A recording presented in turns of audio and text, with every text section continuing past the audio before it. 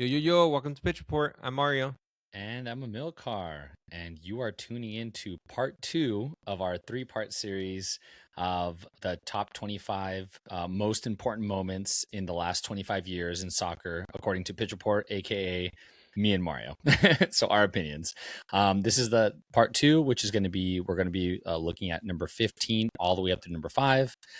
Part 1, which was 25 through 16, already came out. So if you haven't seen or listened to that one, stop now, go back, watch that one first, and then you'll see you'll join this one after, and then we'll do our top 5, which will be very interesting the next episode. So without further ado, let's jump right into it, Mario. Let's get to it. Number 15 happened in 2012. Sergio Aguero's last minute EPL league winner. Yeah. Aguero. That's all I can think of when I see this. Yeah, this is like a classic. If you have like soccer in your like social media algorithm, this comes up every now and then. It's just a very like amazing sequence of events. This in like the last game of the season, all teams play at the same time. Basically, Manchester United had to, I believe, win or tie, but then no, there was something involved with Manchester United. I can't fully remember what needed to happen, but basically, last minute, Sergio Aguero scores a game-winning goal that gives Manchester United or City their first Premier League win over Manchester United, and it's just a really cool moment. Like, he goes nuts. You can hear the commentator. They're still wearing like their old like Umbro jerseys. This is like pre-Nike days. This was already like the Abu Dhabi United group, Manchester United, but it was still like the early stages of that, and that kind of like symbolized. So that was like the beginning of like this success, where they've basically been the most dominant English team of the last 10ish years. Yeah, and I think when you watch the highlights, I think I know exactly what highlight you're talking about, because it gets served to me on Instagram once or twice a year at least, and you see that they're attacking, and they just don't get it. And then the last second, I think it was like even probably an extra time. Yeah, or not extra, like the additional like added stoppage time. Yeah. When that goal happens, and it's just like the crowd goes wild. He just runs around in like circles, and it's crazy. It kind of reminds me of I don't know how many World Cups ago it was, but there was that commercial where the guy would do like the knee slide, and they would just keep going, and they just wouldn't end. That's kind of what this reminds me of. And the announcer, I think that's just also something that's so iconic.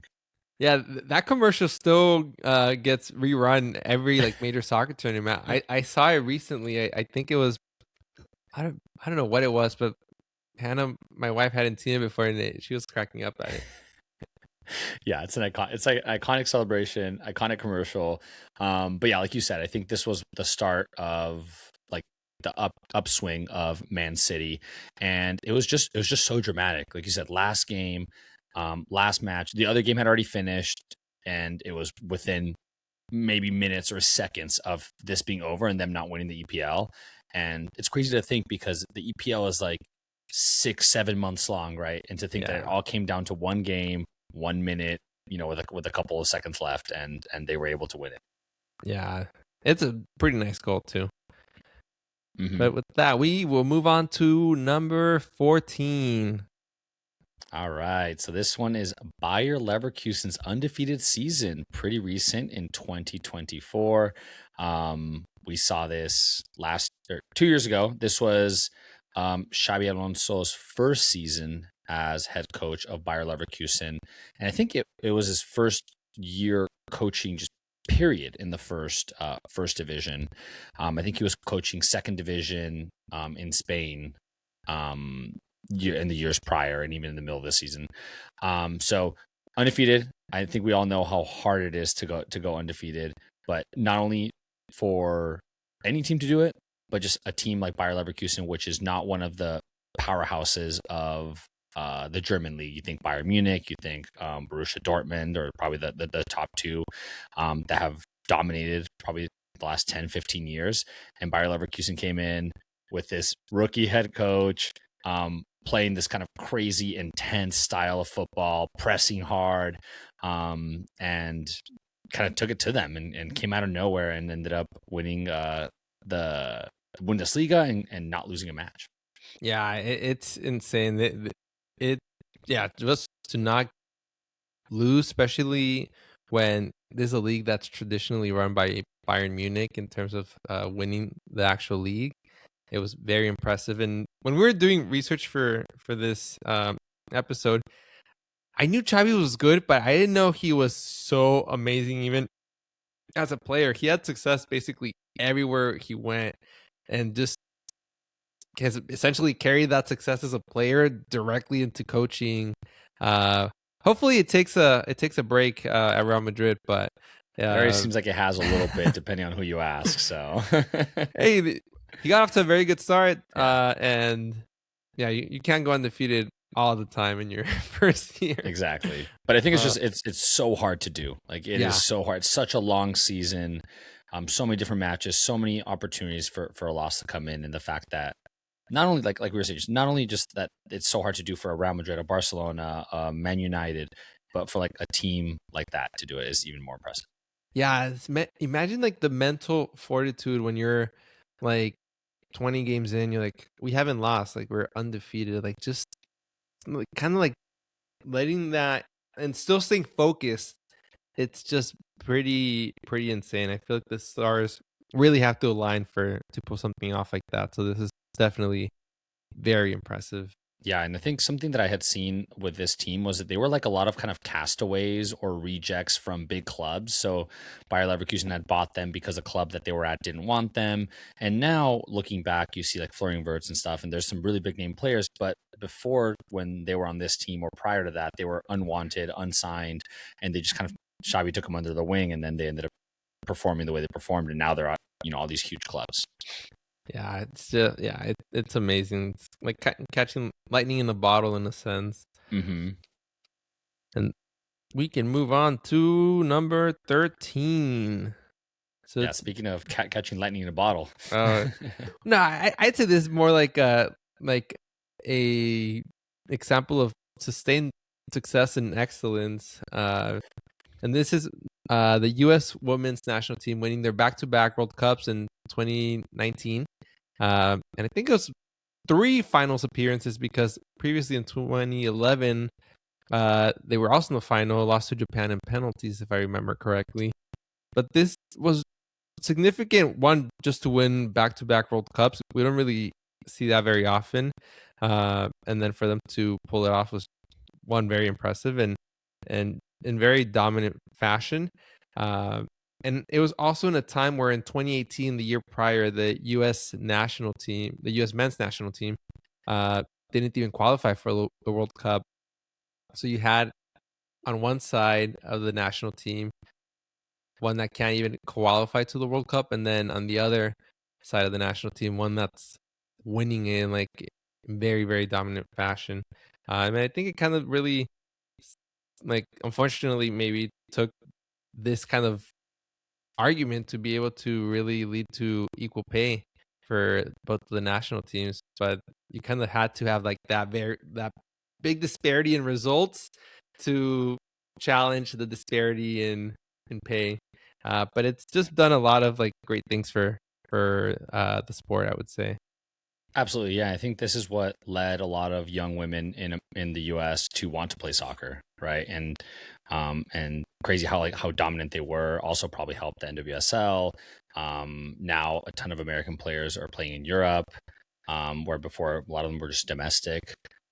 So yeah, I think it's impressive. I don't think that there was ever another women's national team to win back-to-back World Cups. So this is the first time that happened as well. And the team is just iconic. I don't know. Yeah. It just makes you remember like the Alex Morgan, like drinking the tea celebration Oh yeah. and all that stuff. And just how, like you said, how dominant they were. And how also just like brought kind of the US together in terms of soccer, because when we thought about soccer in the US, a lot of the times it was women's soccer because that's what was dominating and that's what was we were actually really good at, right? Yeah. Especially the US, where they're used to kind of like dominating. Like you think about Olympics of being like a force, and we haven't really experienced that on the men's side. So it was Mhm. cool. to see it on the women's side. Totally. And speaking of dominance. Okay. Okay, here we go. Oh yeah, this is Spain winning their second straight Euro in 2012, but more entirely it was they won the Euros, then the World Cup, then the Euros. Some people argue, I'm biased, that's the arguably one of the greatest national team runs or national teams ever assembled and put together, with like the historic run that they went on in those like 8 to 10 years of basically they were almost invincible, winning everything that they did. Yeah, obviously the tiki taka, they brought that to the world, and the style that they played makes you think between them and like some of those like early Brazilian teams. Obviously you have the Pele teams, before, but then you think of the Ronaldinhos, the R9s, and then I think of the Spain team and how impressive it was and how dominant it was for them to do what they did. Yeah, I agree with like this in our 25 years would arguably and maybe be like the most dominant era from a national team. I think France could challenge that in terms of like results. France has been very dominant, very good for a long time, but so far, I think Spain's had the most success in terms of like the trophies. And it was a very interesting progression. Like in 2008, they like I think win a very hard fought Euros, and then that was kind of like the beginning. You had a lot of these really young players that would be the foundation of like this core, who were also doing just amazing things in the Spanish league for the most part. Some of them had previously maybe played in England with like I think Piqué and Xavi, and Fernando Torres, but it was just a very dominant time. No one could beat them really. And when I think by the time the 2012 Euro came around, they were also completely dominant. I think they beat Italy like 4-0 like in the final or something like that. Yeah, because I think the first final Europe was 1-0 against Germany, Yeah. I think, and that was just like out of nowhere. Yeah, and so it was just like one of the most dominant eras in football that we've really seen. Yeah, and it seems kind of it's a little bit kind of in parallel to what we're seeing from Spain now. With they won the Euros last year, 2 years ago, and they also have a super young team. All these 16 to 20-year-olds that are playing, and it makes you or it makes me at least kind of excited. Like, is this going to be kind of the new age golden era? And I say golden era, even though this was 10 years ago, a little bit over 10 years ago that this happened. So I consider myself very spoiled now, but before this, it was rough.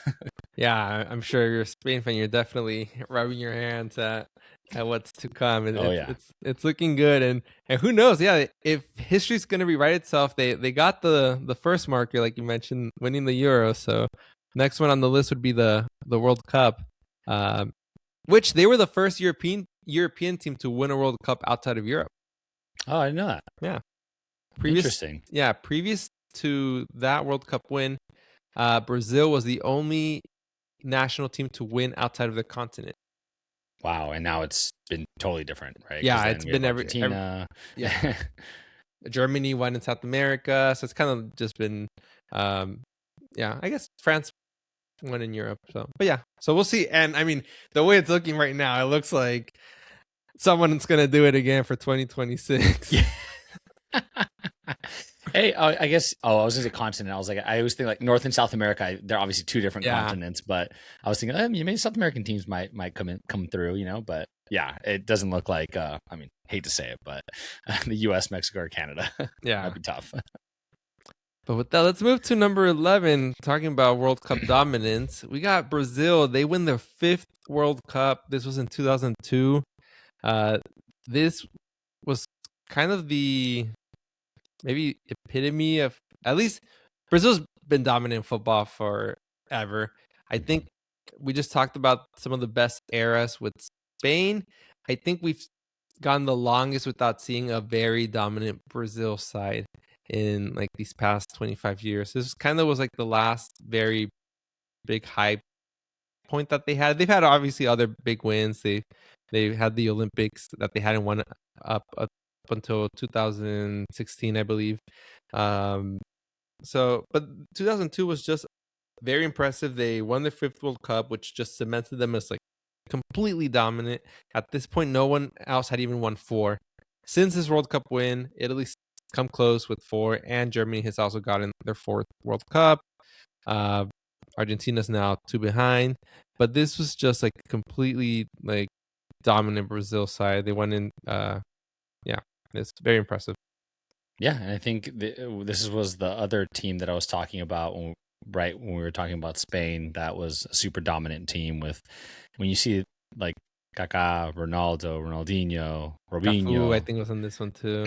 like these are just tons of Ballon d'Or winners that were winning him like in this era, and this is where you went to a national tournament or international tournament and you kind of felt like you didn't have a chance Yeah. to do anything, right? You were like, okay, Brazil's taking this, and all the top players in all the top leagues were Brazilian, and they were playing on the Brazilian national team. So it was almost a given that they were going to win all these trophies. So, and the fact that they've been able to win 5 of them is just insane, impressive. Yeah. So I mean that's why it's so early in the 2000s, but they made it into the top 25. Yeah, and who knows with Carlo Ancelotti, they might be like getting closer to this era again. Um, but at the same time, with what we've shown with like South Korea and like Morocco and like a lot of big firsts, I think it also shows it's like a different world where it's getting significantly more competitive everywhere. Like the competition just has leveled up like more and more. So I don't think Yeah, you because see. before we had, sorry to interrupt you, but before I feel like we had like a lot less people in teams in the World Cup, but you had really like 3 or 4 that were dominant, or 5 or 6 Yeah. maybe. And there was a lot of teams in the World Cup that were just early outs, guaranteed, like just not going to even do anything, right?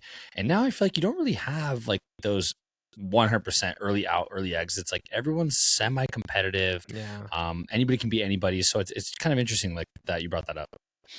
Yeah, and maybe this one we'll see a few like more uncompetitive teams, but only because the field was expanded by 16 teams. But Mhm. yeah, to your point, if it stayed 32 as it was before, um, yeah, most teams are. There's no really like easy wins anymore, I would say, and we're even Absolutely. yeah. So with that, we can move on It's our to top number 10. 10. Yes, Man, we finally made it here. here And we we've already are. kind of insinuated that maybe this was going to be in here. So our number 10 is David Beckham signing with the LA Galaxy in 2007. We already kind of talked about it a little bit, but it was what put the MLS on the map, right? People before that, I'm sure there's people in Europe that didn't even know the US had a league. Yeah, But now it was David Beckham. They made the Beckham rule, which is now translated into like just basically the designated player rule, which is the reason why all the teams like the MLS is what it is, right? Because they're able to pay. It was 1 before, now it's I think up to like 3 or 4 players that they can pay them as much as they need to bring them to play in the US, and that's really attracted the likes of the Messis of the world, and the Chukis. Like I mean, the yeah. list is Sonny, Thomas Mueller. Yeah, I knew so many. exactly. And if it wasn't for him, like the pioneer kind of starting that, that would have never happened. And something also that's interesting about this, he has a very similar deal than what Messi had to come in terms of like getting money from tickets from, I mean, Messi got it from like I think the Apple deal that they had, but Beckham was able to get money from any sort of revenue that LA Galaxy was bringing in. And I literally saw something today that was saying that his salary was $6.5 million and his salary at Madrid was almost 20. So he took a huge pay cut. But then when they factor in all those incentives, I think he was making about $50 million a year Wow. with all the cuts that he was getting out of all the leagues, and the $25 million buy-in for a team that even when he bought it was worth a couple $100 million. So great business move if I've ever seen one. Absolutely. Yeah, there was MLS before Beckham and then MLS after Beckham. And this, from an exposure standpoint, from improvement of like quality of game, it improved it for basically all the players in the league. Maybe not immediately, but they ended up just elevating the MLS experience for a lot of players. If you watch the Beckham documentary on Netflix, they talk about or he talks about when he joined the team that he found out some of his players had other jobs and he didn't understand. He's like, what do you mean you have another job? Like, like he just didn't get it. Like, He's like, and I'm making 60 grand a year. I can't afford to live. he's like, yeah. And that was insane. And David Beckham is, it's obviously now very common to see these players outside of Europe, but he'd won the Premier League, La Liga, Champions League. He was like still like an amazing player. He's one of the like probably like the last Galactico. This was like insane at the time when it happened. He still had like a lot to give. He was still like a pretty good player. Maybe not at his absolute peak, but he was still like really good. He went and had a loan spell in AC Milan. He wanted to stay, but Galaxy said no, you got to come back. Then he ended up his season in PSG. I think that was the first league win actually when his last season there, which I think was 2012. Mm-hmm. And even then, it wasn't like his best time. It was more like maybe more marketing, but it was still amazing. Like kind of similar to when Ronaldo went to Saudi Arabia. I didn't know that what LA Galaxy was, and we lived in San Diego when this happened. I was like, wait, well, it's in the name, but when they said David Beckham signed with Galaxy, I was like, what is that? It just like it looks like something you see is like a fake news article, like clickbait or something. At the time, obviously now it's very standard. But yeah, he got a lot out of it, including a stadium. Sorry, not a stadium. Well, I guess they are getting a new stadium next season, but yeah, I got a soccer team. I think Messi's got a deal for a soccer team too, right? I don't know. That'd be impressive though, because these teams are worth like $500 million now. So it's a really big deal. I mean, you're not really betting on a ton now, because when Beckham came, he was betting on hopefully the MLS is something, right? Yeah. I mean, 25 million was a huge buy-in for the MLS for where it was before. Now you'd think that, I mean, maybe he has a deal similar, but he's gonna have to come out 200, 300, 400 million dollars. Yeah. I can't imagine it's gonna be something as sweet, because you're not risking as much, I guess, in this situation.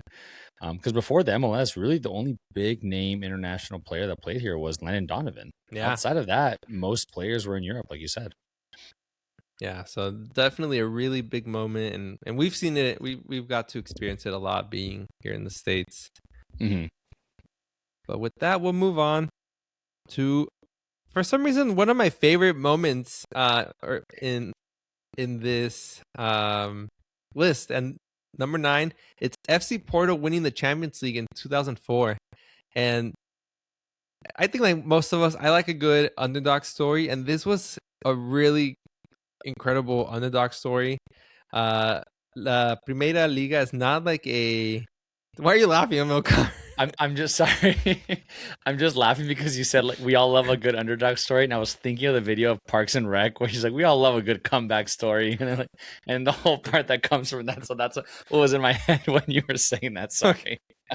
I'm glad I have your full undivided attention. I actually haven't seen that. I will check it out though. Oh, it's great. But yeah, everyone loves a good comeback story. And yeah, FC Porto had one. Not a comeback, but Underdog.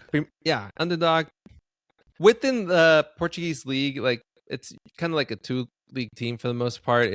Or maybe 3. It's Sporting, it's Benfica, and Porto. One of them 3 usually wins it. But Portugal's a small country. It's a small league relative to like the big 5 in Europe. So this was like an enormous accomplishment. You really hadn't seen something like this in a while. And you haven't really seen a team of this size do this in the Champions League like since really. I think the closest thing was maybe Ajax in the semis against Tottenham, and I think in 2021 or 2020 I want to say, or 2019.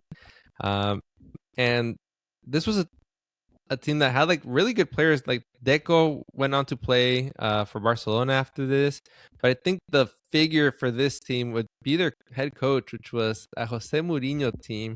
I think it was his first full season coaching them, maybe second. I think it was second, and it's it was just nothing short of like impressive what he did, and it also gave, I think, birth to the great one. Again, referencing Jose Mourinho, uh, and what he would end up becoming in the world of soccer for the next 20, or I guess, yeah, ever since.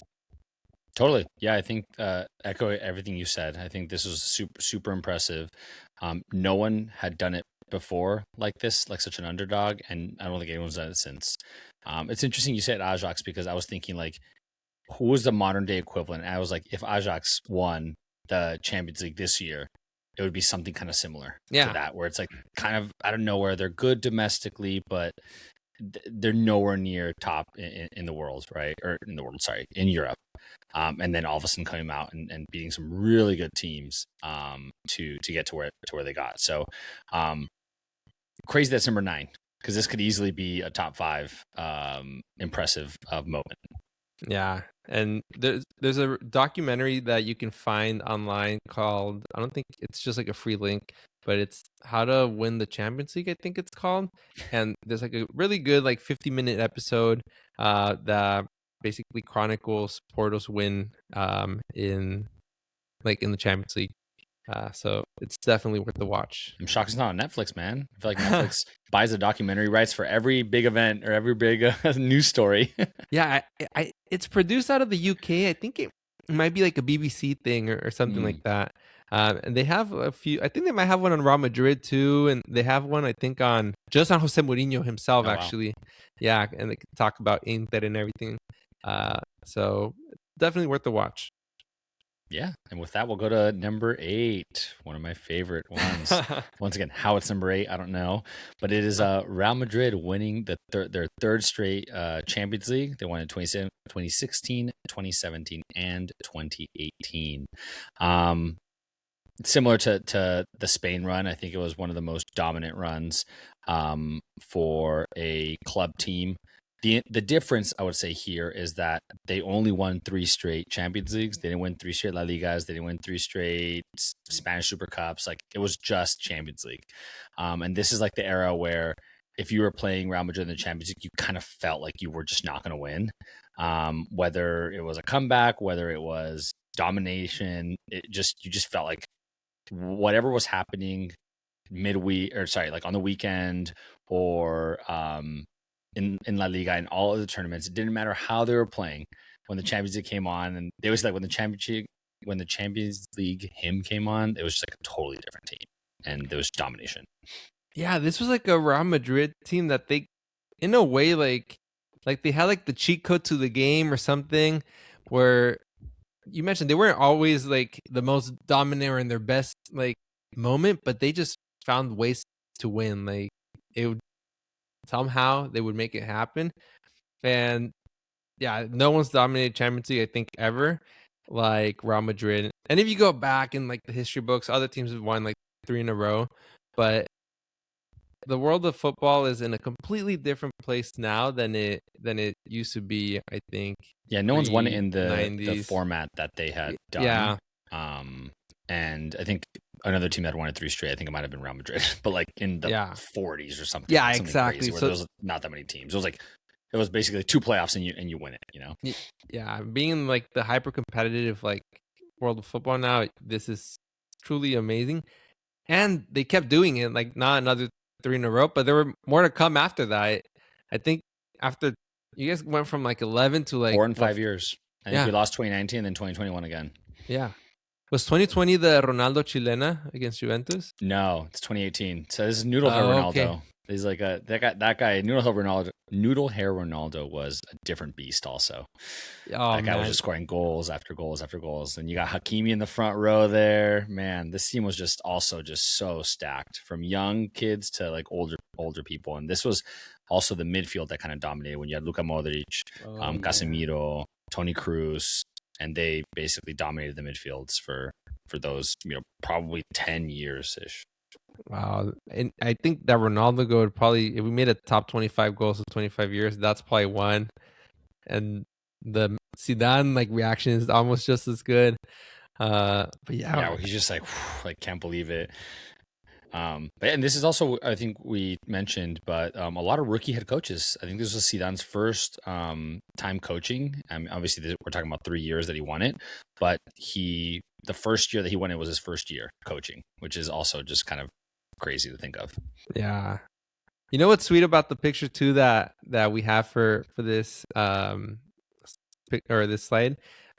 It's showing like the whole team celebrating, but there's 3 noticeable players that have their national team or their country's flags.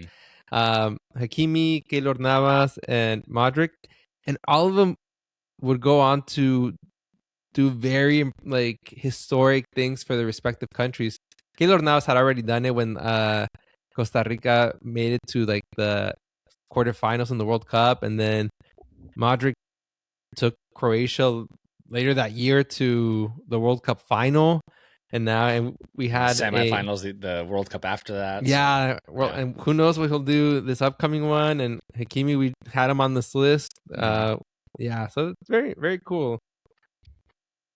Very nice, like point in time. Yeah, when number 7 is we're going totally different place here. Yeah, with number 7. I think this one could be number 1 if we really wanted to put it there, honestly. But Agree. It's the introduction of the VAR, in 2018. I think this has it's given.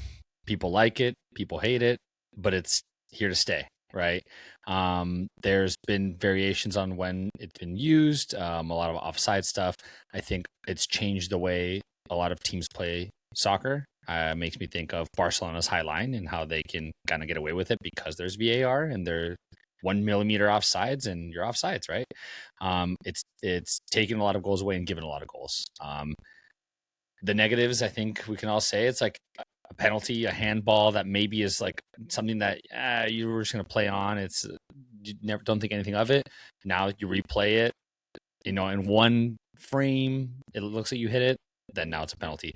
Things of that sort. So ultimately, I think it made the game better, just better, cleaner, more balanced. Even though some people will say otherwise. But what are your thoughts on VAR and how it's changed soccer? Yeah, this could definitely have changed. Could be number 1 because of its broad implications. It's everywhere now. Every basically game we watch, and yeah, it's a different game, and you could almost do a history of soccer and tie it to like events in the world. Like now we're seeing like artificial intelligence dominate most conversations, including this one as of now. But this is kind of like how technology and soccer continue to evolve and just kind of be one part of each other. It's interesting. I wish we had it in 2014 when they called the no era penal. If you're a Mexico fan, that's where you're coming.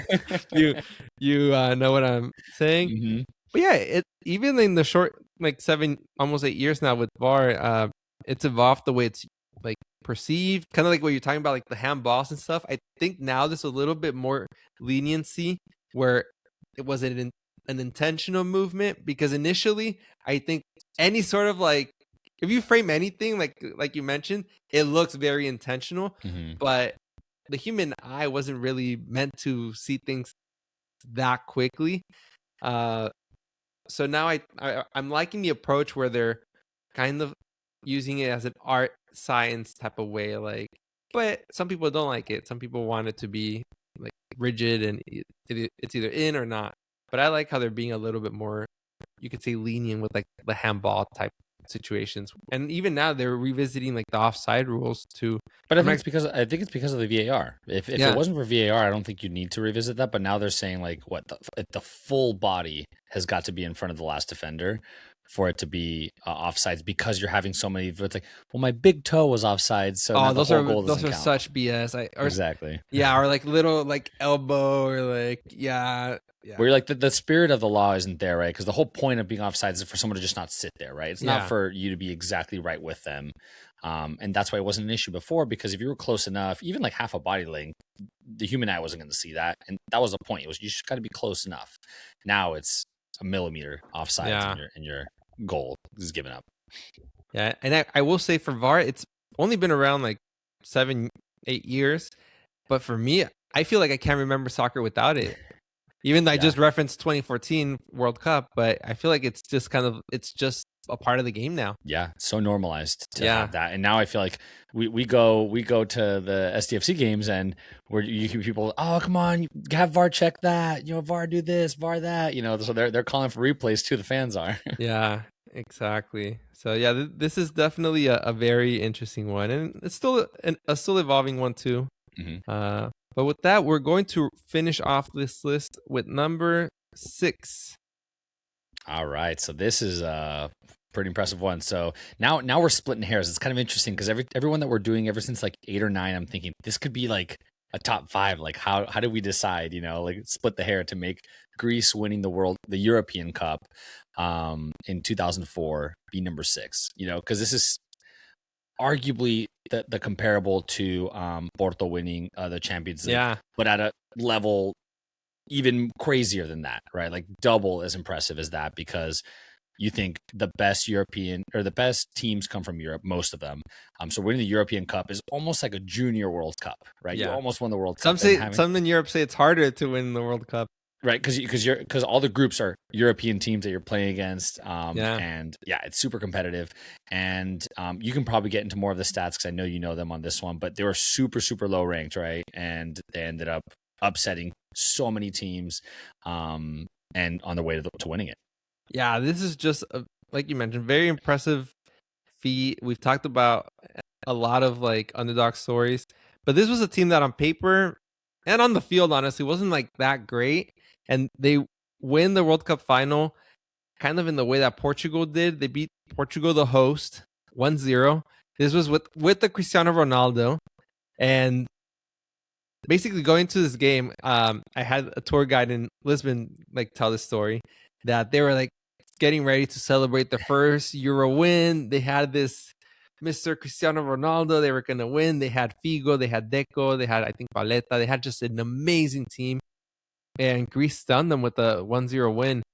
And I mean, Portugal would get their World Cup, or sorry, their Euro Cup, like 12 years later, in the same way, beating the host 1-0 as underdogs. But yeah, this was a team that was not great, but this was just really like a Cinderella story. You could say like a fluke in many ways.